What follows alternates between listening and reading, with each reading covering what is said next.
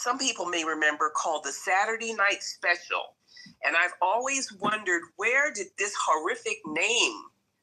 Obviously, I think it pretty much implies that people used this gun to settle scores on Saturday nights, which is very sad. But I remember growing up hearing about pistols being called Saturday Night Special. This was like from the media. This is not from people that I knew personally. And my grandfather was a homicide detective. He was a police officer. But this particular situation, okay. I've worked in human rights and elections. I worked in Bosnia. I worked in a place called Srebrenica. I remember one time, well, it was not in Srebrenica, but in another community, another village nearby, where U.S. military was responsible for that part of Bosnia. This goes back to the immediate post-war time, and they had the S4 troops from NATO, stabilization force, they're called. And so I happened to be in a sector that was U.S. military S4 troops. And I'm working in the local municipal building with the local people. They're trying to reestablish their local government. And the main part of that was to reestablish the ability to vote, which I'm talking about November 4th, because that's at the heart. Everything that is at the heart, to show up to vote because you care, because you understand that's all they ask of you as a citizen. Well, not only that, but actually you need to run for office too. And you need to know what the issues are. But anyway, so these American soldiers come through on their patrol, and Lord have mercy, but this one soldier, he was carrying a firearm. The local people freaked out. They did not, I don't know how to describe it, but because they had just come out of an armed conflict where neighbors killed each other, a civil war. And it was against the rules of S4. They are not supposed to bring firearms into buildings on their patrol. But this dude did, a young white American soldier. And everybody in the building noticed it. We are immune. We are not immune, impervious. We have forgotten something. To even talk about murder by gun. I don't care if it's hunting rifle or whatever. But the United States is off the track. And I had a total stranger, Scottish white man, on a plane flight in Africa. Some years ago, this man, he decided to chat me up. I'm sitting by the window. The dude sits beside me. He started talking to me in the terminal, which is a regional terminal, and not an international flight, not a long flight. Nice person. And the dude says, when he finds out I live in Italy also, he says, well, you better stay in Italy because there's going to be a race war. But what does this have to do with the question of whether the motive is necessary?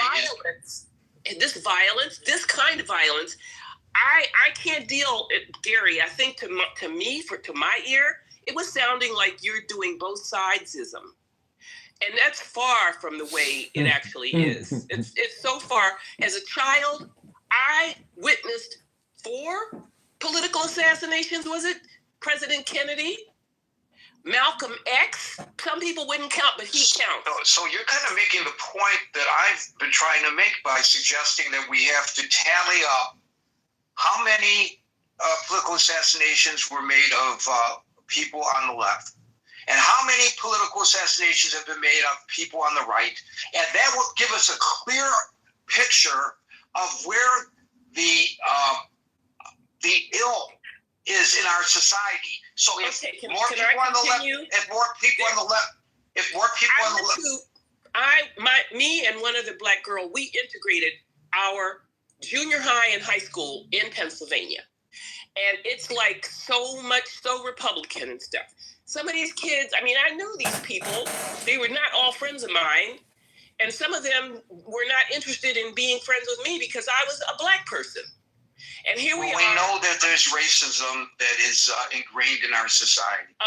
It's beyond that. What it is, and Nancy McLean's book, Democracy in Chains, the deep history of the radical right's stealth plan for America. So just to sum up, it does matter, and what matters is that the right is the dirty side of the aisle, because that's where all this is coming from. Is that your argument? Okay. What I'm saying is that, as some people say, because I vote, but I just, it's really, this is like so complicated, so complex.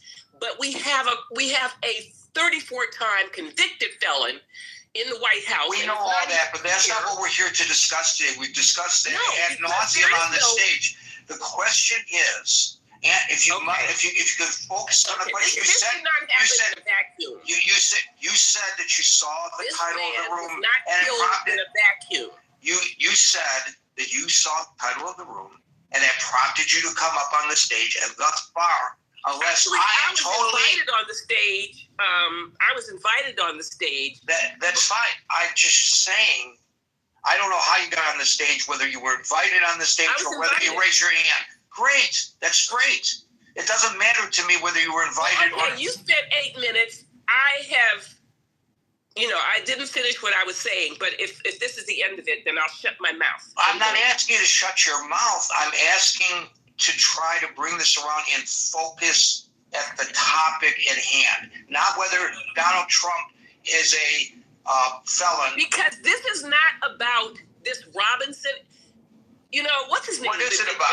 What is it about? Tell me very succinctly right now. It's about the breakdown of the United States. And right now we're talking about a breakdown on the right, because this was not somebody from the left that shot this fellow. Okay, you know that. You know that. You know that. How do you know that? How do you know that? Judge Luttig, his own grandmother talked about the situation. How do you know that? How do you know that? How do you know that? Have the FBI investigated? But let me make one more point, and then I'm going to leave it alone, because you want to see it a certain way. And no, it's not that I want to see it a certain way. I want you to address the issue. Does not count. I want you to address the issue. Told us, Judge Luttig said in the summer of 2022, after the January 6th killings, they were killings too, but the attack on the Capitol, where I used to work, he said that Donald Trump and his supporters and allies are a clear and present danger to Americans. And that's why Charlie Kirk is dead today. Yes, because he's part of that whole thing. Okay, yeah. So he was a victim of it. He was a victim of his support for the evil Republican. Well, somebody quoted what he said about George Floyd, which was so tragic. I quoted what he said about George Floyd, by the way. No, I didn't hear. I'm talking about something I read earlier. I quoted it yesterday. I don't remember whether it was on. I wasn't here yesterday. I'm talking about something I saw. I'm just saying that I recognize that. So your argument is. I'm not just talking to you. There's other people on here too. I know that, Marion. Quit being so contentious. Thank you. Take care. Check. Okay. As best as I can tell, Marion just illustrated the problem. She knows for a fact that the right is responsible for all the evil in the United States. And I'm sure some come up to the stage and say that they know for a fact that the left is responsible for the evil in the United States.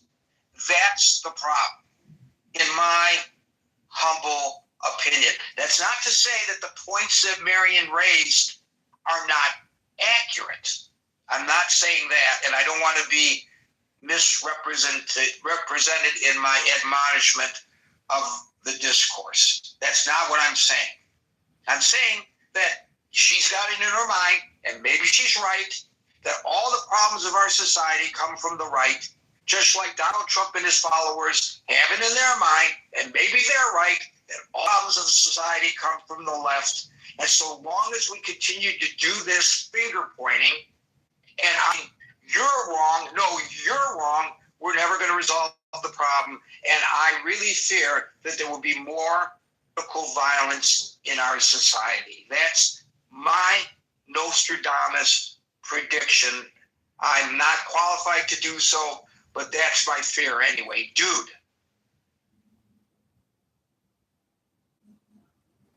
Hi, Gary. I just want to start off saying I love people who identify as Republican, and I also love people that identify as Democrat. You're trying to play both sides, dude. How can you do that? Well, it has to do with love and compassion, I guess, and common good, a common ground. The common ground would be the country, right? And the democracy works in a healthy way when people actually share common ground and have compassion for one another and actually work together, even through their differences. Actually, it's interesting. I heard from older generations growing up that that the youth has lost the ability to sit down at the table and have a coffee and not get upset or storm off or call the other person names.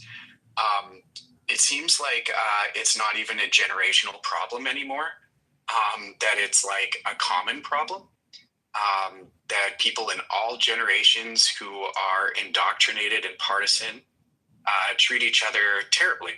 And it's interesting how many people identify as having religious views, or even just how many people do not identify as having religious views, yet both seem to, when it comes to the right and left religion that they are supporting, they seem to act just like religious hypocrites, indoctrinated religious hypocrites who have no love or compassion for the common citizen. To your point, dude, if you don't mind me interjecting. That's all my point is that. I just want to underscore and illustrate this with something that happened yesterday. Okay, thank you very much. I hate that when I go to this website, it talks. I didn't ask this website to talk. Shut up. Right. Oh my God, stop. Stop. I stopped and it's still talking. Okay. What you're hearing in the background is Cornel West, the esteemed professor, former candidate for President of the United States, storming off the set with Piers Morgan during a debate on the death of Charlie Kirk. There's your prime example of exactly what you're talking about, dude. 100%. He couldn't handle it. How could a guy like Cornel West not handle Piers Morgan? How can Piers Morgan and Cornel West, a professor at Princeton, not have a civil discussion over the issue to the point that Cornel West gets so frustrated that he storms off the set? Isn't Princeton supposed to be an Ivy League university, one of the top universities in the country? Harvard, Princeton. I think isn't that right? Is Harvard supposed to be the top and Princeton supposed to be the next most esteemed university in the country? And a guy of the stature of Cornel West can't handle Piers Morgan? Whatever you thought about Charlie Kirk, he certainly can handle a debate without storming off like that. Just saying. Thank you, dude. Yeah, it shows a lack of emotional intelligence. I'll just laugh. I think so. I think you're right. I think you're right. I think you're absolutely right. Thank you, dude. King, you're up. Yeah, so I do understand why Cornel West would have stormed off. This has been a very difficult conversation to have, particularly with people who,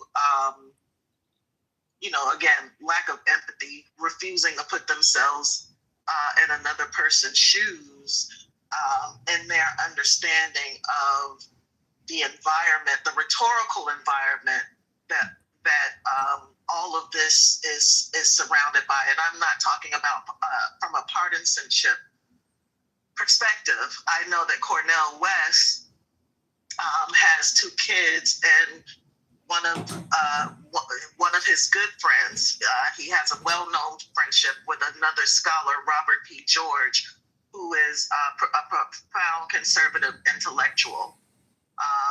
I also know that Charlie Kirk and Cornel West have had engagements, personal engagements. I've heard them talk about their personal interactions over the last couple of days. But I'm sure that at the time he was probably trying to, I can only imagine, but I would guess that he was having a conversation about some of the words that have been spoken and why they are or are not problematic as it relates to marginalized groups. But I do agree with you that the motive doesn't really matter because, well, firstly, like I said, I don't think this is an issue of partisanship. The pattern that we've been seeing with young men, radicalized young men, lashing out because of the nihilistic indoctrination they've received online, is the through line. The same day that that young man shot Charlie Kirk, another young man shot up a school. 2 weeks before that, somebody else shot up another school. And this has been going on, right? I have thoughts about the partisan leaning that some of this indoctrination comes from, because I know of the Andrew Tates. I know about some of the messaging that have been reaching children as young as in junior high or middle school. A conversation that's starting to happen now online is that the parents of young people are looking at their kids like, okay, what do you know about a Groyper? What do you know about these people? I've never heard of Charlie Kirk. I've never heard of Nick Fuentes. And they're asking their children, and they're floored because their children are very aware of the memes. They've been exposed, is what I'm saying. And all of these new terms that these parents had no clue about or what they meant, the children are well versed in this. Some of those kids are going to fall deeper into those rabbit holes because of the algorithms, right? And it doesn't even matter the platform. There was a time where people felt more vulnerable going into places like the deep web. But people are being radicalized through TikToks and YouTube and Instagram, and the algorithms are playing a part in this. And so I think that is a way that people from a partisan's perspective can find some commonality about, because there are a lot of parents who are worried about the things in this that their kids are being indoctrinated with as it relates to violence and retrograde ideas. Like one of the moms was talking about how what sparked her to ask her daughter, was she aware of these things, is because somebody in her class was suspended for standing up and saying Hitler was right. And so it provoked this conversation that wouldn't have otherwise happened with this parent and her daughter, right? And so I think that's the larger issue. And I think I'm willing to bet that, this person, like the other person who shot on campus, even though it was a high school campus, also have been exposed to this radicalization. And I think that we need to wake up and take our heads out of our asses as the adults and stop making it about us, or, because we know that both parties have their issues, both ideologies any ideology can be turned into something violent and terrible, right?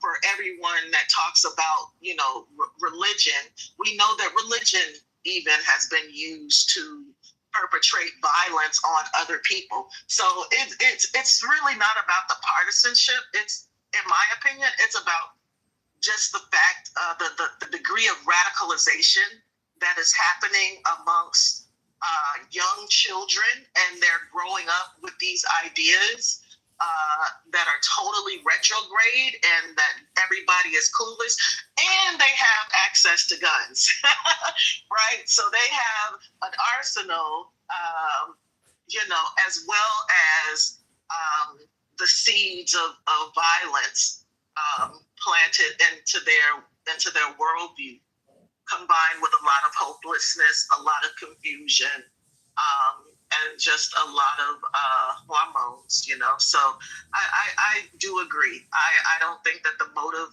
matters that much. I think that there's a bigger issue, and because this can be used politically, that's why the motive is being as emphasized as it is. It's because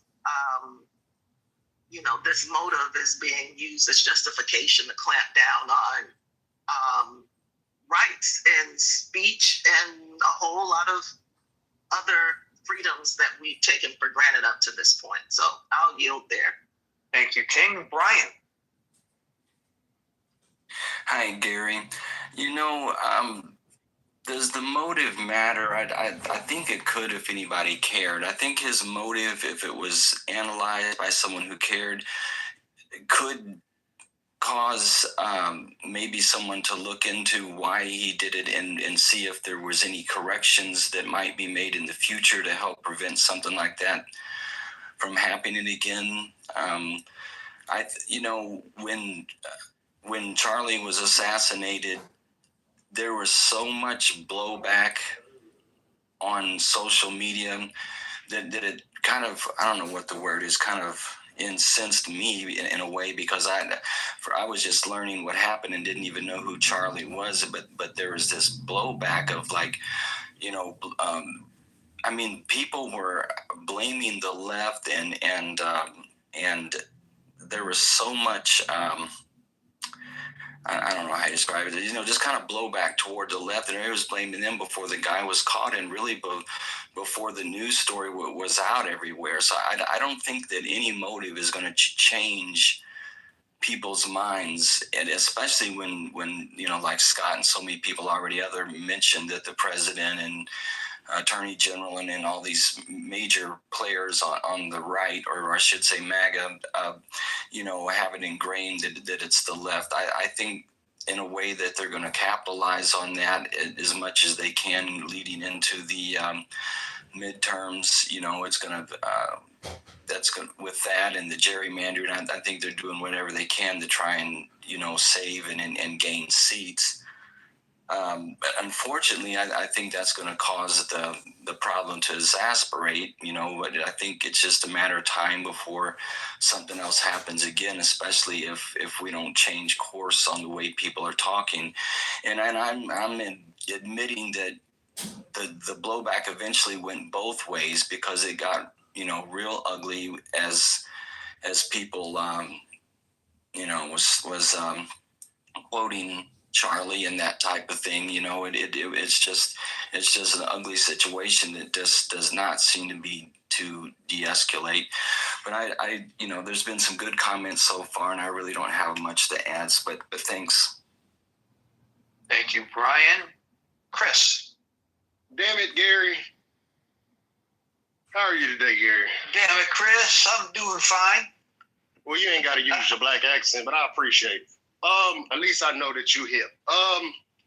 Hey, putting King and Brian in front of me is kind of the cheat code on shutting Chris up solely. Because a lot of the things I want to talk about has been said, and gratefully so. So let's get straight to it, so I'm not here wasting anybody else's time. Does Robinson's motive even matter? Yes, it does, to both sides, actually. Unfortunately, the investigation that we'll get will be skewed.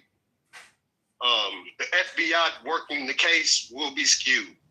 And that means motives will matter for the respected administration. Why? Because they can push the narrative that makes them happier. They can push the narrative, as Brian said, that can push them into midterms with a strong base, or try to find a strong base in the sake of a death, which I hate to say it, with how fast they moved as soon as the man's death was announced, they played their hand so fast that it was too obvious that you guys had ulterior motives on his death regardless. It could have been anybody from the right at this point, from the way that they're moving. They would have found a way to utilize it for their gain. Now, oh, poor sorry Charlie Kirk and his family, yeah, great. I'm there for you all. Whatever well wishes you want to send to them, I respect. But the way that the administration, who said that they were friends of Charlie Kirk, decided on utilizing Charlie Kirk's death in the aftermath to turn things into a hate-filled push, an agenda, and a distraction from what we previously seen coming down the pipeline, from the gerrymandering, which was funny that you mentioned that. I believe that was Brian, because the gerrymandering has been looked over. Why? Because we have a new topic on our television screens. The same goes for the Epstein files. The Epstein files are now on the back burner. Why? Because we have to figure out about all these bad apples talking bad about Charlie Kirk. And guess what? Our Congress agreed. The Congress just pushed that stuff right out the back door and said, we'll figure that out eventually, if not ever, because now we have a bigger fish to fry. People are being mean about Charlie. So the motives do matter for the right. Now let's get to the left. The motives matter for the left too, because I'm not one of those people that says, well, they're playing it on both sides, because obviously the rhetoric that's being pushed on from the right is way more detrimental than the rhetoric was pushing on the left, and we'll get to that here shortly. But the left can also utilize from this. The left needs to utilize from this because, yes, we don't have all the information. We don't know if just because he had a right-leaning family that he was actually on the right. But what we do know is that the right decided to pull war out as soon as they could. And the left should be speaking to that. Hey, who are they at war with? The left should be speaking to the fact that who are the right declaring war on? Who are they upset with? They have every single aspect of government. They even have the Supreme Court in their pocket. And we can honestly say that with a straight face. The Supreme Court has done a lot of damage in the name of Donald Trump for president. Let him do it. So the motives here just strictly goes back to, on the left side, hey, these guys said that this was a left-leaning thing. They said that the left is the danger. It's the left job to point the picture. Well, the president said specifically the Democrats. Yes, I mean, everybody on the right. I mean, literally, you could turn on Fox News before you even seen the president, and it was already, the message was already out. I'm going to say that again. The message behind Charlie Kirk's death was out before Charlie Kirk's death. And the only way I can put that and say that in the way with so much vigor and understanding that I have a way more chance to being right than wrong is because the message was instant. Yeah, and Charlie Kirk, by the way, is by all accounts to this point, this may change, was apolitical in terms of partisan politics, something to take into consideration. But the message, by the way, was instant. It took no time to get out the message across the Republican pundits that it's the right's fault, regardless of the information we had. The left's fault, yeah. Well, yes, the left's fault. I'm sorry. I do apologize. The left's fault that all of this stuff falls victim to. Before we knew who the guy was, before we even knew the video of him jumping off the back of the building in the Converses, before we realized that he'd broken down a gun in less than 2 seconds, we found out that it was all the Democrats' problem. That they pushed it and they pushed this and we need to go to war because it's time. Now, let's get back to the last point I wanted to make. Is exactly what Brian said. Man, King and Brian was cooking. And it might have been King that said this, but I want to give them both shout out for stating the fact that all this stuff is went underneath the radar of parents, of grown adults who consume politics on a daily basis. Okay? Let's understand how well they hid Charlie Kirk in plain sight. Let's understand how algorithmic they was able to hide Charlie Kirk and his message. What do you mean they were hiding his message? I don't get the point. What I mean by they were hiding his message, and I don't put a they with a person or a party. I'm saying Charlie was infectious to children. He was talking about who are you? And adults did not know that Charlie Kirk was talking to the youth. Remember, Right. So this is a whole problem. Let me give you an example, Gary. Okay, wait, hold on a second. This is a whole problem that we have generationally with some people not understanding that what to them is a legacy way of getting information out. There's a whole different, like people said to, in fact, somebody I know in her 30s asked me, what's Discord? She's already too old to know what Discord is. So there are so many different ways of getting information out that, yes, the older generation, probably many, I mean, how many people came up to the each year and said, I've never heard of Charlie Kirk? And I think that's a terrible thing, but I do also understand and I sympathize with those people because a lot of those people are just not in the bubble of information, and that's fine. But go right ahead, because I do have a point that I want to make. No. I was just trying to explain why that is. Go ahead. Okay, going back to my point, we all have to remember there was a time where they had children cartoons on YouTube, but in those same children cartoons, they had messages in those children cartoons with the little scary face thing that used to tell the kids to kill their parents and harm themselves.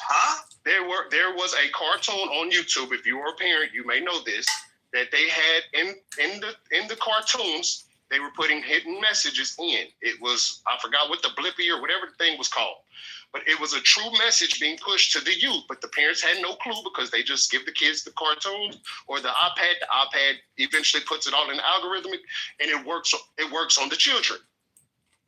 We have to be more understanding on what and Gary, by the last thing, because you brought a great point, but I want to make sure I don't let this skip over. The Charlie Kirk situation wasn't just something that was undertoned by Charlie Kirk to push to the children. He had investors, he had backing. Somebody knew this message was getting pushed to Charlie. Okay, so now you just taught me something that I didn't know. And I acknowledge. I know you Googled it. I acknowledge that I went to ChatGPT, and they reference the Wikipedia, and what it says is, and I was unaware of this.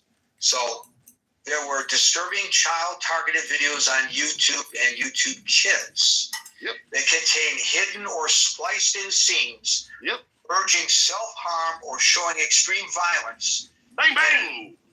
And a number of parent reports and tabloids also circulated claims that some clips contain messages encouraging kids to harm others, including their parents. Hey.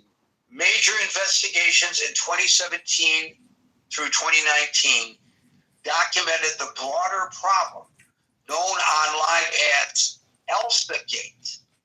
I don't know how I missed this. Hey, again, don't worry, because people miss Charlie Kirk too, and this man already passed away.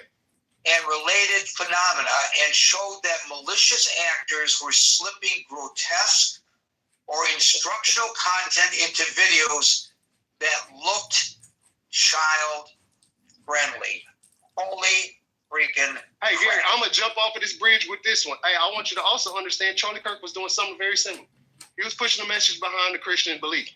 Well, I don't know whether it was behind Christian belief or not, but let me just say that whenever Charlie Kirk went onto a college campus and engaged in these debates, where, by the way, he overwhelmed the 17 and 18-year-old people who because they're unknowledgeable, they're children, and he would often point out, I never went to college. Yeah, I never went to college. and he was like Rush Limbaugh used to say, that he could debate you with one arm tied behind his back, kind of thing. That's what Charlie Kirk was doing. But he always had, and by the way, I'm not saying this critically. I'm saying that this was brilliant. He always had camera crews, plural, there, and they would extrapolate from these long exchanges 20-second clips that went on TikTok and Instagram, and that's how he propagandized his message. He was absolutely brilliant at it, but that's what was going on. All right, Gary, I'm at the home run. This is the home run, so I want you to all pay attention to what I stated. There was once an organization, and I'll just use organization because we don't know who the persons was or people was that were putting together those videos on children, who actually had a plan to manipulate your children without your knowing. Again, not trying to discredit Charlie Kirk or the message of does Robinson motive even matter? Yes, it matters on both sides, but I want people to understand that, yes, you may not have known who Charlie Kirk is, but understand the system does. And the system knew exactly that you guys wouldn't know who Charlie Kirk was until it was too late. And children are being indoctrinated with information that is not always true, but sometimes hateful. And that's where it gets sticky, because this type of stuff can go over the radar of the adults. Even a Gary who is in this type of media did not understand that children were being harmed by YouTube videos. And this is the same situation we're currently looking at. So I don't want everybody to think that, oh, he hates Charlie Kirk. Hey, he's a human with family and children. I wish he thought about them people more. But the truth of the matter is, people are being indoctrinated from underneath the radar. And our system does understand that. They are literally understanding that you. So I'm just going to suggest. Thank you. I get it a little deeper dive into this.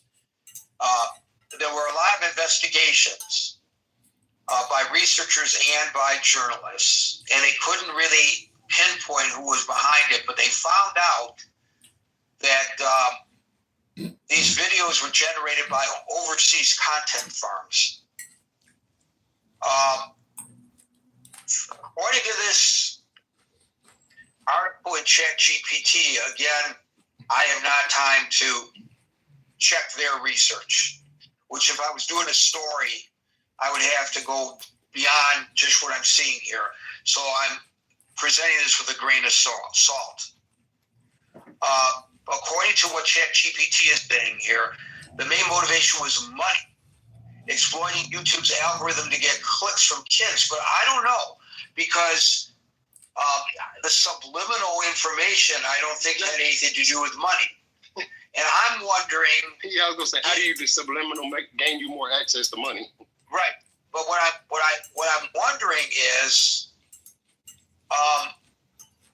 given what we know about Russia and other foreign actors using the internet to cause division among Americans and in Europe, in the various European countries, among the citizens of those countries, it would not surprise me if we ultimately learn that it was something like that was behind all of this, to try to corrupt our society even more than it's corrupt now. Chris, thank you for bringing this to our attention. I was totally unaware of this. Also, Gary, I just only wanted to say, and for purposes or even reason for the people in the room, I only wanted to bring that up because the information that was being spread was under the radar of the adults that should have been understanding to check those videos. Watch the videos for your 15 minutes before you allow your children to watch those 15-minute videos. That's my whole point. A lot of this stuff just goes over the adult's head, and then we find out later on that, oh man, this was probably hurting my child, and the parent can be a great parent. It just ends up being something that does not work in the message that you want to give your child. They're giving sub-teens, children, smartphones to keep them busy, keep them out of the parents' Basically, that's really a problem. Thank you, Chris. Yep, that's really, really interesting stuff. Steve. Oh, by the way, it's now 5:58, so we will not be adding anybody to the stage. However, we have seen an alleged murder. Get everybody on the stage who's already specific text messages about the alleged murder weapon. Yeah, where it was Gary, hidden, how it was to the placed, topic what was of on the it, but room, also I it was think very it's touching important in a that way we that I think many of us didn't I think expect. it does matter. Intimate And from portrait this into this perspective, relationship when between the we suspects. see corrosive elements starting to have a corrosive impact on the country, I think they need to be identified. And they need to be identified not in the way that Trump's talking about, let's go out and hunt them down and prosecute them, or Bondi's talking about prosecuting someone for talking about something. That's not what I'm talking about. More on an intellectual level, where you can draw those forces that are being corrosive out into the light, to where they have to articulate to the general population that might reject this line of thought. I think that's the important thing. And as long as it's bubbling underneath and we don't know the genesis, or we don't know what is producing the kind of action that we've seen, then we'll get caught flat-footed. And it's more to where the society, left and right, can expose the corrosive elements on either side.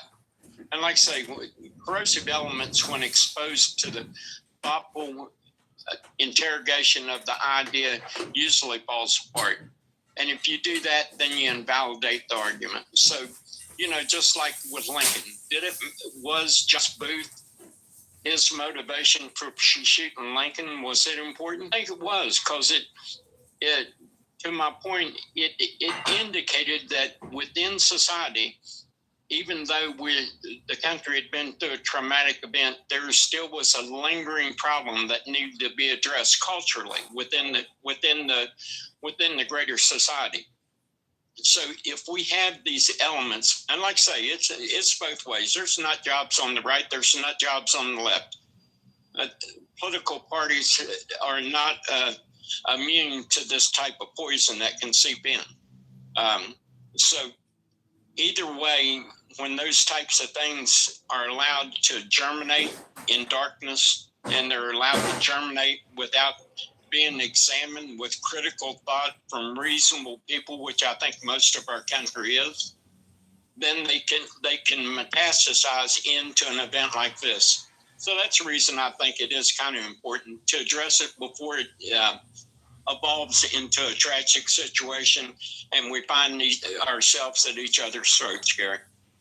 So to your point, excellent points, by the way, but to your point, would you argue then that since we don't yet know the motivation, that we should not speculate and not cast aspersions upon one another based on what we speculate the motivation is? Well, I guess it would depend, to your question on that point, at what point, based on the investigation on all the elements that we know, do we say we haven't reached a tipping point in drawing a conclusion? I guess what I'm trying to say is, how much more information do we need to draw a conclusion, and are we drawing it prematurely? You may be correct. And everybody can fall victim to that because passions become inflamed and you have presupposed ideas about people and things that you can become irrational at some point. So I don't know. I'm not. I just don't know that there. From my point of view, that based on the information I've seen, that maybe I need that much more. I could have a huge blind spot here, Gary, and it may be related to my affiliation. And I'll leave it there. What's been going on in my mind a little bit is, and we don't know if this is true, but supposedly there's some kind of a transgender issue here, because he had a romantic relationship with a transgender roommate. And we know that a recurring theme when Charlie Kirk was on campus, he would be challenged by folks who were transitioning, were furry babies, were people wearing the clothes of typically worn by people of a gender other than the one that was, as they say today, assigned at birth. And there was all these contentious discussions about transgenderism. And in that community, a lot of people felt that Charlie Kirk was a hateful person for the comments that he made. I'm not arguing that he was. I'm not arguing that he wasn't. I think it's fair to observe that a lot of people who confronted him on college campuses, and this was a recurring theme, felt that way about him. I also know, I can say this anecdotally, I don't have any research. I'm sure there is research to support or dispel what I'm about to say, that there are people who identify as transgender or transitioning, who I have met in my lifetime, who identify as conservatives, and there are people who are transitioning who identify as liberals. It's not a political position. It's not like I'm going to show how liberal I am, or I'm a liberal so I can transgender, but if you're a conservative, you can't. It's not that. It's a personal choice, whether you agree with it or not, whether you take Charlie Kirk's position or you feel that people have the right to make that choice is not the issue. I say this to suggest, from what the county prosecutor said today, there was a message between Robinson and his roommate, in which he said that he was going to kill Charlie Kirk because Charlie Kirk is a hateful person. It's very possible, and I just want to send out this proposition. I'm not arguing that this is the case, but I think it's possible that this was obviously an act of hate. Anytime you kill somebody, it's an act of hate. Generally, when you kill somebody, it's an act of hate. There's some exceptions, like self-defense. But this was obviously an act of hate. By his own admission, it was an act of hate. But it may not have been a partisan, political, or political ideological act of hate. It may just be this guy is influential in drumming up opposition to being a trans individual.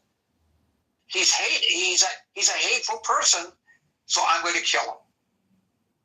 It may have nothing to do with Democrats or Republicans, conservatives or liberals. And it may turn out that it was politically motivated along partisan lines. But at this point, we don't know. And that's why I don't understand why the nation is like screaming and pointing fingers at one another when we don't know. Don't let facts get in the way of a good argument, I guess, is what's going on in our society, Steve. Yeah, that's a really good point. I haven't heard it articulated that way, Gary. That's a very, very, very salient point there, and that could be. Actually, I hadn't considered the way you phrased it. I'm not saying that I'm right, but I am saying there's a possibility that that's the motivation. Yeah, I know. And that's true. I mean, you should consider all possibilities when you look at something like this. And that's actually one I hadn't considered. Good point, Gary. Thank you, Steve. Merrill, has Pam Bondi knocked your door? Yeah. She's knocking at my door. I know. Today, I was reading everything that was being written. And I started to think, oh my gosh, I want to kill these people. I want to kill people on the right. Oh my gosh. Because it was so, that's what people on the left do. And by the way, who are the people on the left? I'm so confused. I can't articulate this. Can I please interject and tell folks who may not understand that Merrill is being facetious?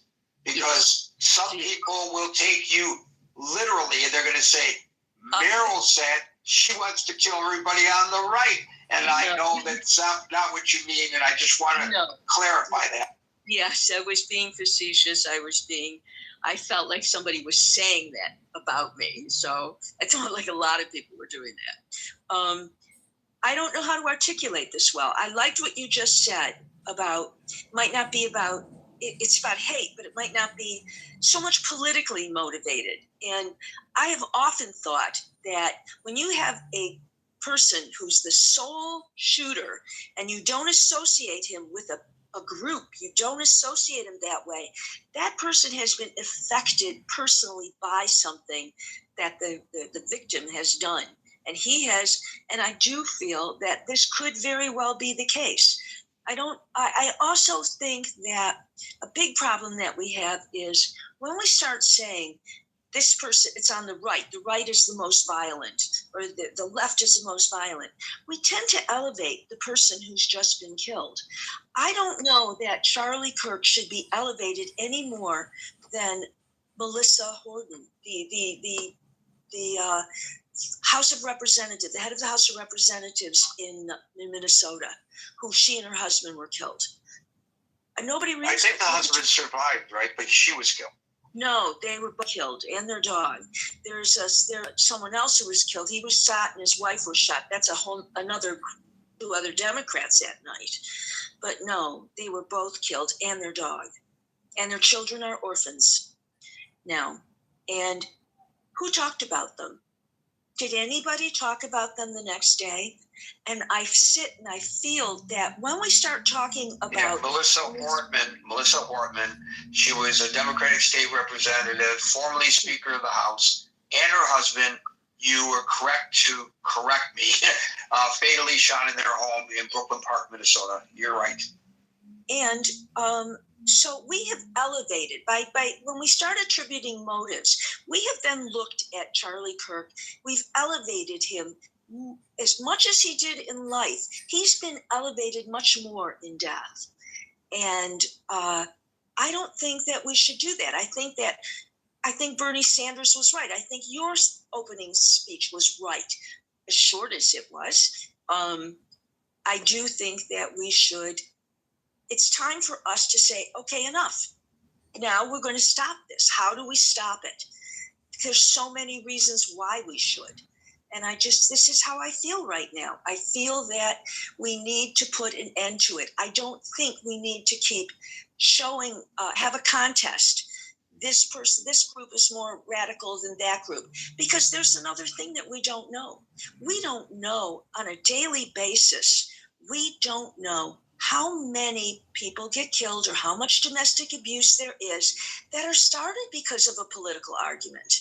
We don't know that. We don't know about all the threats that come in that the FBI is keeping us from. We don't know all of these things. So we've got to be, and I just think we need to be more careful. But I want to stress that when we start saying it's more on the right or more on the left, we start to elevate people that maybe shouldn't be elevated. Maybe everybody should be looked at the same way. Thank you. Hear, Meryl. Pardon? He said, hear, Meryl. Who's that? Thank you. Marshall. Oh, thank you. Thank you, Marshall. So across the aisle. Thank you, Meryl. Double. Hi, Gary. Yeah, it's been an interesting discussion. Didn't know about the YouTube hidden message. I know. I thought he was like blowing it out his ear. Yeah, it sounded I said, what the hell are you talking about? Oh, but my God. I do appreciate, directionally the idea that people are coming for your children. They want to corrupt your children. A lot of people think if they want to change society, they want to start early and get them while they're young. And he's right to point out Charlie Kirk saw that opening in the market, as did some others. I think Ben Shapiro has been on college campuses quite a bit. Speaking, you have even further right, even more problematic people like Milo Yiannopoulos. Although when he shows up to campuses, the protests often were so extreme that he would sometimes be uninvited. Like I believe that happened at UC Berkeley. Yeah, happened to Ben Shapiro as well. Yeah. So that's we could talk about that as a problem, but but I mean, it's fair. That's what colleges are. We infantilize college students, unfortunately, but that really used to be considered that as your real maturation phase, where you're meant to contend with all the ideas in the world, however offensive or disturbing or mature or whatever they might be, that you now have to address learn, understand, process, debate, and that is part of your graduation into adulthood. To that point, though, and I'm going to sound like a curmudgeon, and I'm looking back and rah, rah, rah, like that. But I think my observation is pretty spot on, based on some of the clips and they're all over the place now. And Miro is absolutely right. He's bigger than life now. Bigger in death than he was in life, Charlie Kirk. So the algorithms now are causing these clips, to which I referred earlier, to pop up on my Facebook and on my Instagram. And I see people coming to the microphone to debate Charlie Kirk having great difficulty articulating their thoughts. And some of them even are referring to something that they read on the internet, and they're holding their phones and reading off the phones when they're trying to debate Charlie Kirk. And Charlie Kirk would say, "Look at me. Don't look at your phone. Look at me." And when I was in college, my recollection, I may be looking at this through rose-colored glasses, was that we had very vibrant debates. I was in the Vietnam War era. We had immense discussions about the war, and people could sit down, usually over a beer at the local pub, and we could have an articulate, mature discussion about communism and the domino theory and exploitation and empire building and all that kind of stuff. All these various views were discussed. The military-industrial complex, but we need a strong military to protect us. People had varying points of view, and we would discuss them, and we could all articulate very well, I think, and then we would go our separate ways and remain friends. But when I saw and I don't know, maybe most of the clips, most of the interactions he had were not like this, but so many of the clips showed people sputtering while trying to talk to him. These are university students. What the hell?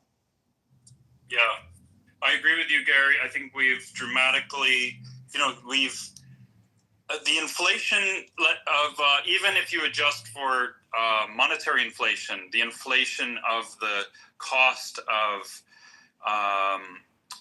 universities, and the inflation or the expansion of the administrations in universities, and the profit motive there has corrupted these institutions so much. We've dramatically lowered the standards, and we've jacked up the price. So they're profit maximizing institutions now that don't really, you're allowing people in who don't have the cognitive abilities or education to be there. Or the other thing that's happening, and I can speak to this anecdotally, I don't have any statistics to back this up, but I know of many cases where the student is articulate, the student is very intelligent, but the student kind of goes against the grain of the norm on the campus and is shut down.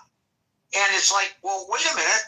As you pointed out, it's supposed to be the forum for open discourse about many issues, and yet people in the minority, whatever that minority might happen to be, are not given the opportunity to articulate their feelings, their beliefs, their arguments without being shunted by the other, shunned by the other students on the campus, and sometimes by the professors themselves.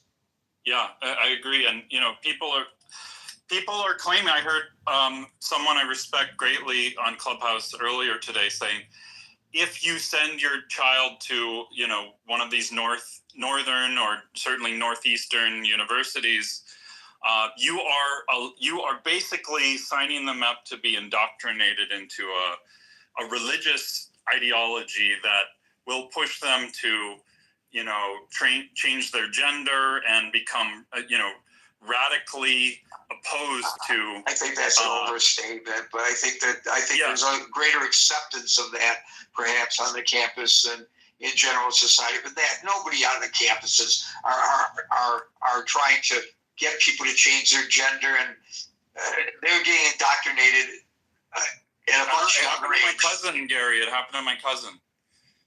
But go talk to your cousin and ask your cousin. We're out of touch. I think we as older people are, to the point of the earlier caller, I think even we are out of touch in just how, and I think that you saw it in that clip and seeing a kid said something slightly counter to the group think and was immediately shamed into submission.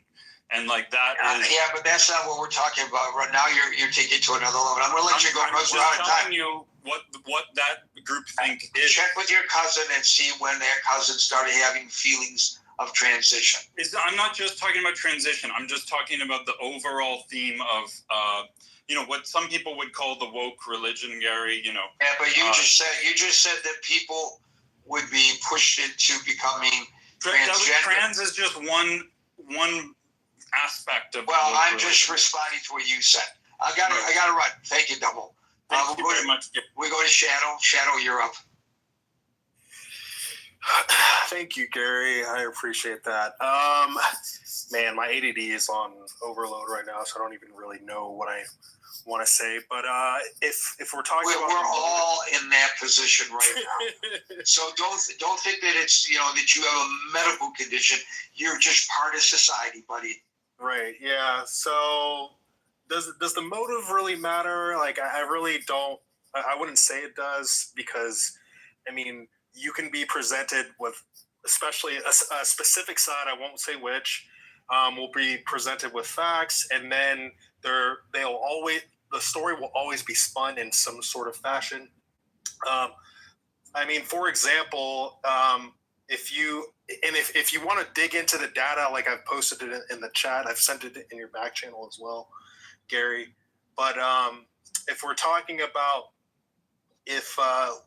let's say Tyler Robinson, he was born in Utah. He went to a conservative school, raised by a conservative family. All of those data points would point to that he could be a conservative, because that's the way he grew up. But the fact that he was in a queer, quote unquote, relationship, does that make him part of the left? No, I don't know. No, that just means that was his sexual preference or orientation or experimentation. It has nothing to do with his partisan political positions. Right. So yeah, I don't really know what to say about that particular story. I mean, honestly, he could just be a crazy person. It should just be left at that. But again, the data that I added in your chat, if you go to, it's by the Cato Institute, and then I think it's SUNY, the Newark University. I forget what the acronym means, but if you look, State University of New York is SUNY, State University of New York. State University, there it is. If you look into the data, it's pointing to a particular side. If you look at right after 9/11, the data shows that most of the violence was caused by Islamism. I don't know why they would include international crimes into that data. I felt like that part of it was kind of skewed. But if you look at all of the tables, the data is pointing to a specific side, which is the right, and all the ideological homicides that have happened over the years. And then the State College, the State University, New York, State University of New York data also points to all the homicides that happened prior to 2000 onward to 2016. It's by the right. And the data is there. One of the tables shows the number out of 269. It leans towards the right, and then the table right under it is out of 469. It's clear as day where the violence is coming from. But even with that data presented, what does the partisan bent to political violence have anything to do with it? Like, why are we taking their political view into account? Isn't the violence just bad because it's murder? My point was just that if you're presented with facts, people will still always spin it in some way or fashion. But I'm just presenting. This isn't my study. This is where it's coming from. So that's all I was pointing out. Okay, no. Although anecdotally, recently, the victims of political violence have tended to be people on the right, with the exception of what happened in Minnesota. By the way, breaking news out of London, where the president is on a state visit. I'm kind of chuckling about this. Somebody projected these big images of Trump and Epstein onto the castle. And poor people got arrested for that. But you got to see the video of this. I'm sure you'll find it all over the damn place. Holy cow. Thank you for that. Is pretty cool, actually, I thought. Shadow, thank you. Dave? Yeah, no problem. Gary, I think you are one of the few speakers since this topic started, talk about potential exploitation by foreign actors. I think this is something that need to look into it. It's not recent. It has been planted in decades. And because even the professor are infected, right? It means something quite long. But the good thing is, after all this discussion you brought up, the picture start to seem very clear, and there is a solution. I always look for solution. It is time that both sides have to come together. Yeah, this is good. Just like here, there's an opportunity of healing because we get to hear both sides of view. And we need more platform like that. And we need to figure out how to scale so that both sides can come together and look at it and figure out both sides could contribute to the solution. It's not one side, it's need both sides. Because, from what I hear is the Thompson already hear something. Charika is coming. I think he heard it like 1 week earlier. So, and he's already thinking, but then he heard coming, and that somehow eventually triggered to, now is the time. And then he left a note under his keyboard, right? Say, I have the opportunity to kill him now, blah, blah, something like that. So, and that, I feel like the motivation is based on transgender identity things. And I'm foreign to this topic, but as I debate in Clubhouse, occasionally I come across people want me to put this topic as equal status as protection of Western civilization.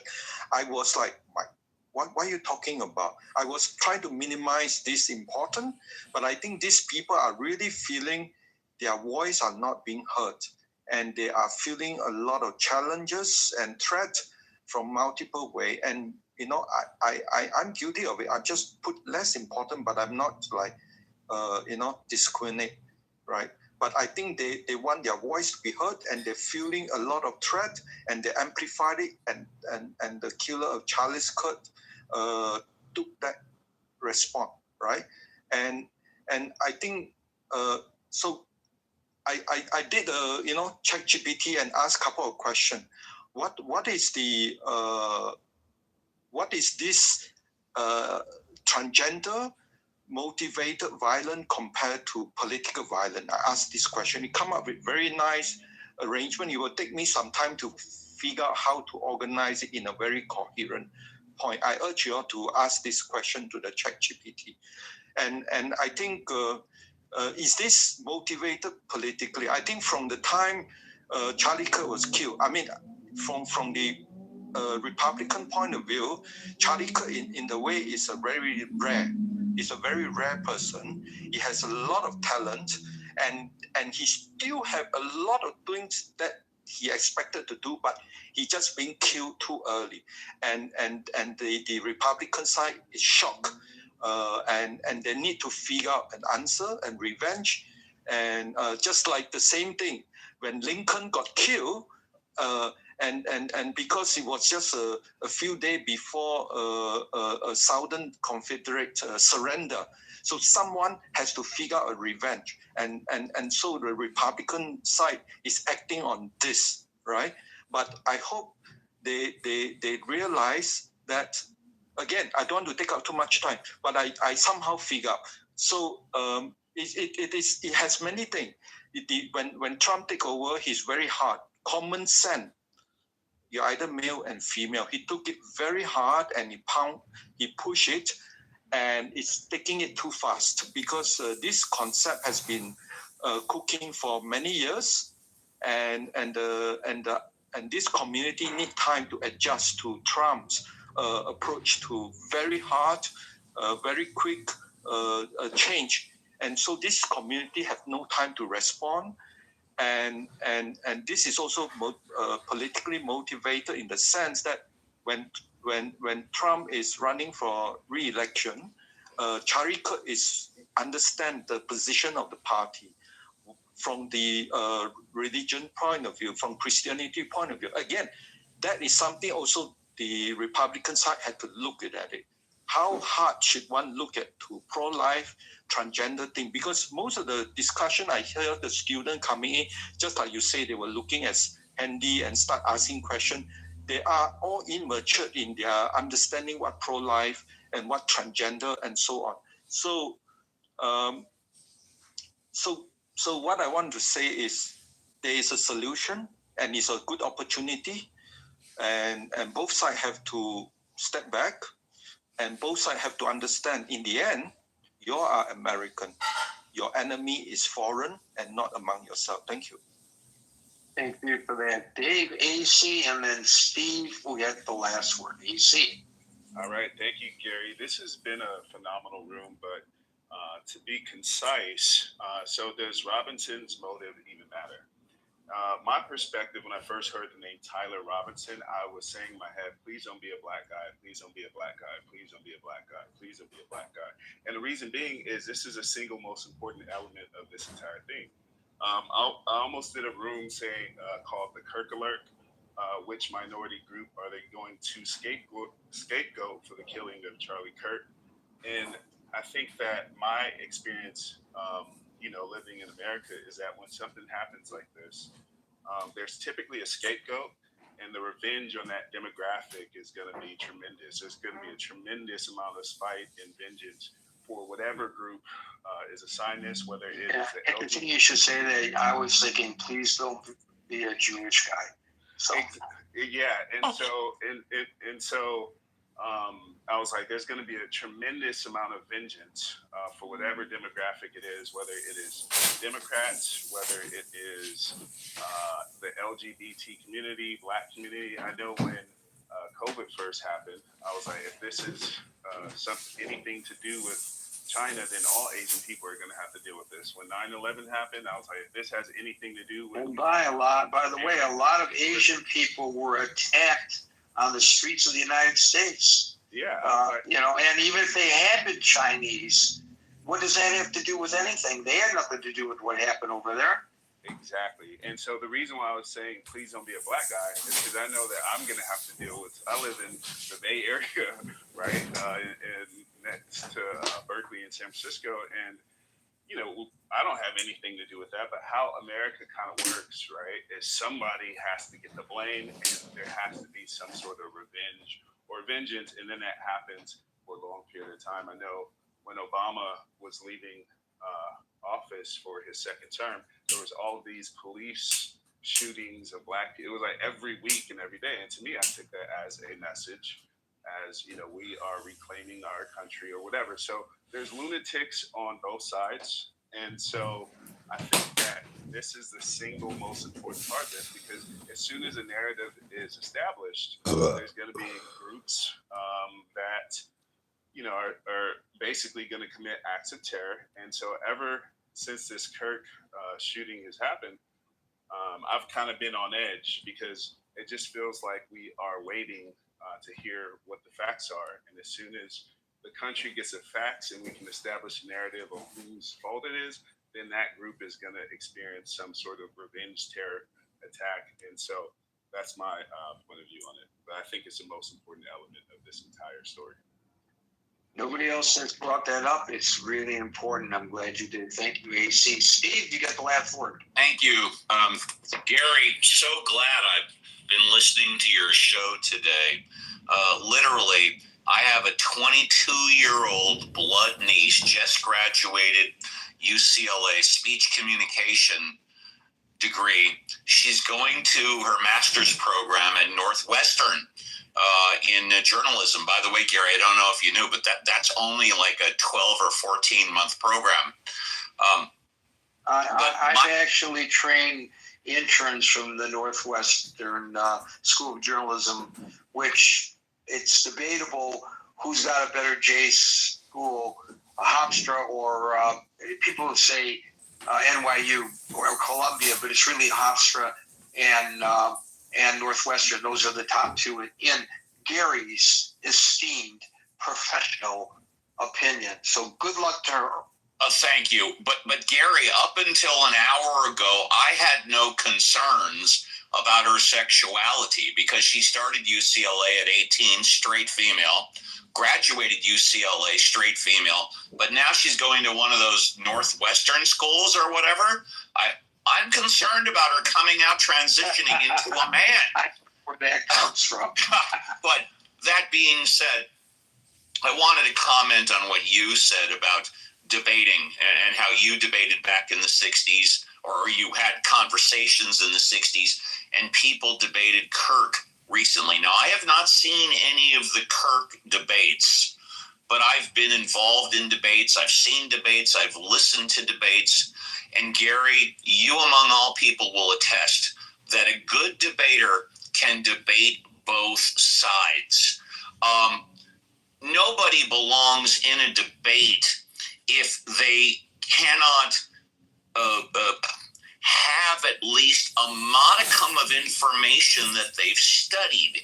And what I presume what's been said today as far as Charlie Kirk debating college students, and they have to go to their phones to look up Google or Chat GPT or whatever, to me that means they have not done the proper preparation for that discussion or that debate.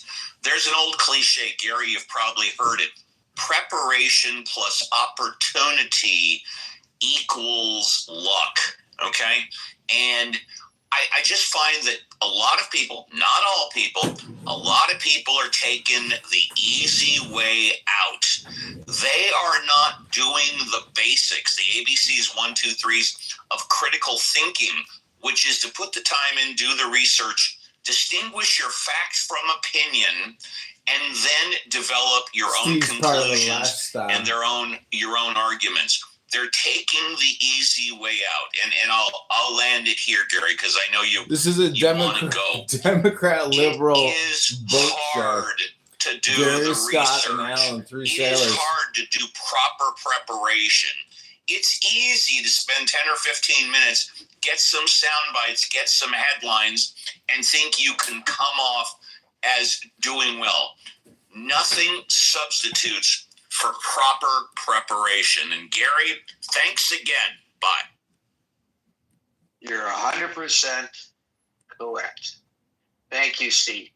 Folks, we're here Monday through Friday from 5 p.m. to 6 p.m. New York time. So until 5 p.m. New York time tomorrow for the next edition of the Critical Thinking Forum.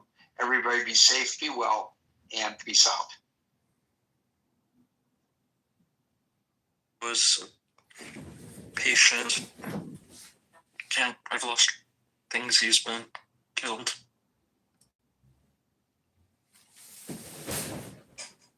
More people talking about nothing and wasting all their time. Welcome back, everyone. another exciting show where we record people talk about nothing and waste all their time.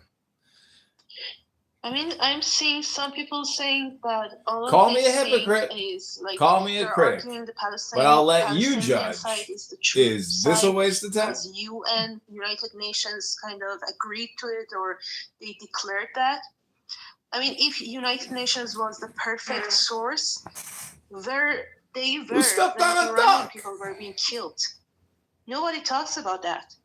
There are so many people killed all around the world. Then, I mean, United Nations do shit. In Iran, we consider United Nations a kind of, I would say, a sham. There are so many countries in the world, and they come with their own bias. So, of course, yes, it's an international organization, but it doesn't mean that they are free from bias or lobbyists. If they were really on the true side of the history, on the side that tells the truth, stands for